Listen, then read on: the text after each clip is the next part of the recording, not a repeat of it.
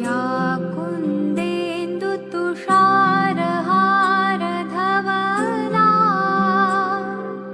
या शुभ्रवस्त्रावृता या वीणावरदण्डमण्डितकरा या श्वेतपद्मासना।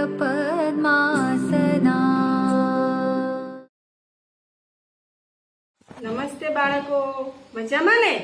મેં તમને એક ચિત્ર બતાવ્યું. શેનું ચિત્ર છે? મેળાનું. સરસ. તમને બધાને મેળો ગમે છે ને? હા, મેળો ગમે છે, મેળામાં જવું ગમે છે ને? તો આજે એવું જ આપણે મેળા વિશે એક સરસ મજાનું ચિત્રો જોવાનું છે અને એના ઉપરથી આપણે વાતચીત પણ કરવાની છે. ચાલો આજે આપણો ગુજરાતીમાં પાઠ બીજો એ જોવાનો છે. પાઠનું નામ છે કે દાદા ખોવાયા છે. જેમ કે દાદા મેળામાં ખોવાઈ ગયા છે એવું તમને લાગે છે ને? ચાલો આપણે પાઠ જોશું એટલે તમને ખબર પડશે. ચાલો બાળકો, હવે આપણે અહીંયા સરસ મજાનું ગીતડું ગાવાનું છે. ચાલો આપણે ગીતડું ગાઈએ. ચાલો હું આંગળી મૂકું, તમારે પણ મારી સાથે આંગળી મૂકવાની અને મારી પાછળ દોહરાવવાનું છે. અકલમ ચકલમ ચમ ચમ, બાળક બોલે બમ બમ. ચકલમ પકલમ પમ પમ, બાળક બોલે બમ બમ. મકલમ ટકલમ ટમ ટમ, બાળક બોલે બમ બમ. મજા આવી ને ગીત ગાવાની? ચાલો હવે અહીંયા આ ચિત્ર ધ્યાનથી જોવાનું છે. શેનું છે? મેળાનું. મેં તમને શરૂઆતમાં જ બતાવ્યું ને, તે રંગબેરંગી હતું અને આમાં રંગ પૂરેલા નથી. ચાલો બાળકો, આપણે આ ચિત્રો જોવાનું છે. જોયું ને મેળાનું ચિત્ર? કેટલી બધી વસ્તુ દેખાય છે. મોટું ચકડોળ છે, નાનું ચકડોળ છે, મોતનો કૂવો છે, પછી ફુગ્ગા તાકવાનું નિશાનનું છે, રમકડાની દુકાન છે, મીઠાઈની દુકાન છે ને?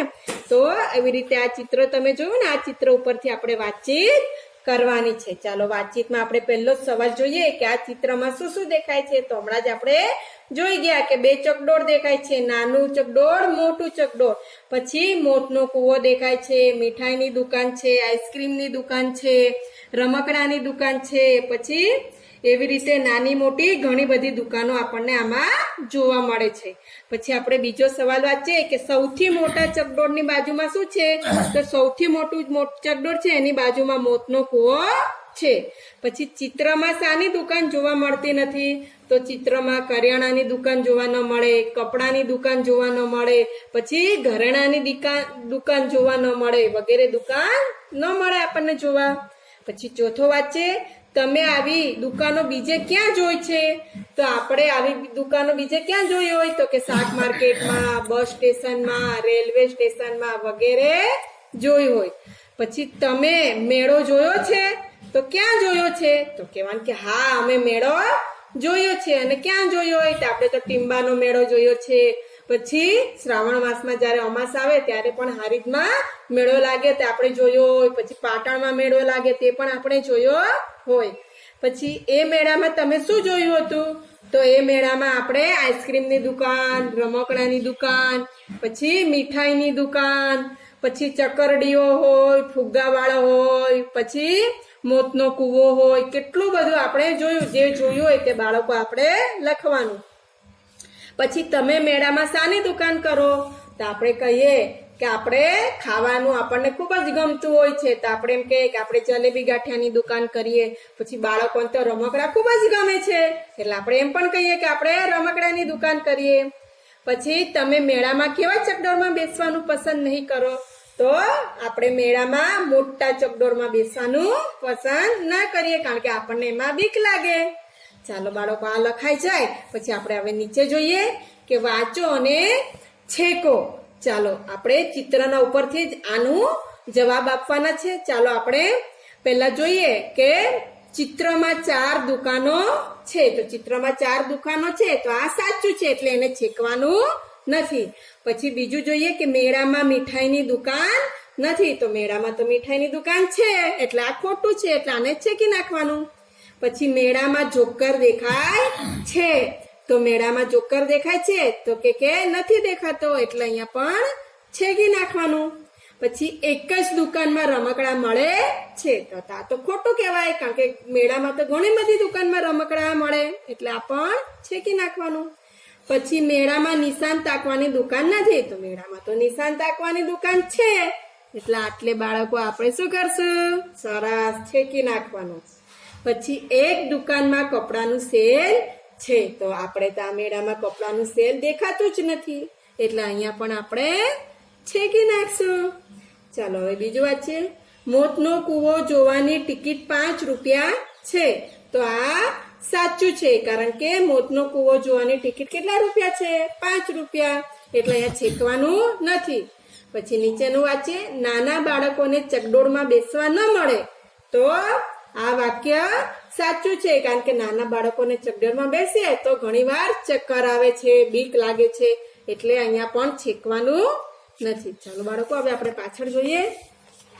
પાછળ આમાં શું છે કે ગીત ગાવો. ચાલો કેટલું મસ્તનું ગીત છે, ચાલો આપણે ગાઈએ. તમે પણ આંગળી મૂકશો અને મારી પાછળ તમારે પણ દોહરાવવાનું છે. ચાલો ચાલો જોવા જઈએ મેળો, ચાલો જોવા જઈએ, મેળામાં મજા કરીશું, ચાલો જોવા જઈએ, મેળામાં જઈશું શું કરશું, મેળામાં જઈશું શું કરશું, ચકર ચકર ચકડોરમાં ફરશું, જાડા પાડા હાથી પર બેસું, ચાલો જોવા જઈએ મેળો, ચાલો જોવા જઈએ, મેળામાં જઈશું શું ખાશું, મેળામાં જઈશું શું ખાશું, તીખી મીઠી ભેળ ખાશું, ઠંડો ઠંડો આઈસ્ક્રીમ ખાશું, ચાલો જોવા જઈએ મેળો, ચાલો જોવા જઈએ, મેળામાં જઈશું શું લેશું, મેળામાં જઈશું શું લેશું, બહેન માટે બંગડી લેશું, ભાઈ માટે ભમરડો લેશું, મમ્મી માટે માળા લેશું, પપ્પા માટે પાકીટ લેશું, ચાલો જોવા જઈએ મેળો, ચાલો જોવા જઈએ. બાળકો મજા આવી ને મેળામાંનું ગીત ગાવાની? તમે પણ મેળામાં ફરી આવ્યા હશો. ચાલો હવે આપણે વાતચીત જોઈએ કે આ ગીતની કઈ લીટી ગાવી તમને ખૂબ ગમી. તો આ તમને જે લીટી ગમી હોય તે તમારે લખવાની. જેમ કે મને તો લીટી કઈ ગમી, તો હું તો કહું કે મને તો ચાલો જોવા જઈએ મેળો, ચાલો જોવા જઈએ, એટલે મને તો મેળામાં જવાનું ખૂબ જ ગમે છે, એટલે મને એ લીટી વધુ ગમી છે. તમને જે લીટી ગમી હોય તે તમારે લખવાનું. પછી બીજું છે, આ મેળામાં જઈને તમે શું કરશો? તો આ મેળામાં જોઈને તમે ચકડોળમાં બેસો, પછી જાડા પાડા હાથી પર બેસો, તીખી તીખી ભેળ ખાશો, ઠંડો ઠંડો આઈસ્ક્રીમ ખાશો ને? તો એવું બધું આપણે લખવાનું. પછી મેળામાં તમે ખોવાઈ જાઓ તો કોને મળશો? તો મેળામાં તો જો આપણે ખોવાઈ જઈએ તો મેળામાં ઘણી વખત પૂછપરછની એક બારી હોય છે, તો પૂછપરછનું જે બારી હોય ત્યાં આપણે પૂછપરછ ઉપર જવાનું અને આપણે વાત કરવાની. પછી મેળામાં ઘણી વખત પોલીસ પણ હોય છે, તો આપણે પોલીસને પણ જાણ કરી શકીએ. એટલે મેળામાં ખોવાઈ જાય તો તમે કોને મળો? તો પૂછપરછ કેન્દ્રમાં જઈને ત્યાં કહેવાનું, કાં તો પોલીસને કહેવાનું, કાં તો ઘણીવાર કોઈક દુકાનદારને પણ તમે જે મોટા હોય તેને કહી શકો છો. ચાલો હવે નીચે આપણે જોઈએ કે હા કે ના લખો. એટલે આપણે જે ગીત ગાયું ને તેના જ ઉપરથી આપણે હા કે ના લખવાની છે. ચાલો મેળામાં તરવાનું છે, તો મેળામાં તરવાનું છે તો કે ના, તો અહીંયા આપણે ના લખી દઈએ. પછી મમ્મી માટે બંગડી લેવાની છે, તો આ વાક્ય પણ ખોટું છે, કારણ કે મમ્મી માટે શું લેવાનું છે? માળા. સરસ, તો અહીંયા પણ આપણે ના લખી દઈએ. પછી મારા માટે ભમરડો લેવાનો છે, તો મારા માટે ભમરડો લેવાનો છે, ના, એમાં પણ ના આવશે, કારણ કે ભમરડો તો ભાઈ માટે લેવાનો છે. પછી ભેળ ખાવા જવાનું નથી, તો ભેળ ખાવા તો જવાનું છે, એટલે અહીંયા પણ આપણે શું લખીશું? ના. પછી ચકડોળમાં બેસવાનું છે, તો અહીંયા પણ હા લખીશું, કારણ કે ચકડોળમાં તો ફરવાનું છે.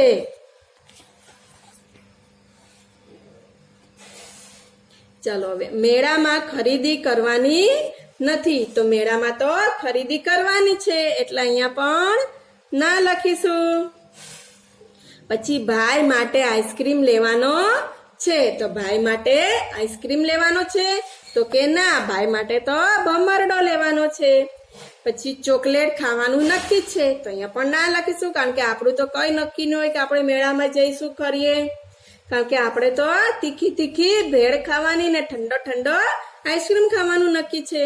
પછી પપ્પા માટે પાકીટ લેવાનું છે તો આ તો સાચું છે એટલે અહીંયા આપણે હા લખીશું. પછી ઘોડા પર બેસવાનું છે તો અહીંયા પણ ના લખીશું, કારણ કે આપણે તો જાડા પાડા હાથી પર બેસવાનું છે. ચાલો બાળકો, હવે આટલું જે આપણે જોયું એટલું તમારે પુસ્તકની અંદર પૂરવાનું છે, અને પુસ્તકની અંદર પણ પૂરવાનું છે, અને વિષયની નોટબુકમાં અને ગૃહ કાર્યની નોટબુકમાં પણ લખવાનું છે. તો નમસ્તે બાળકો.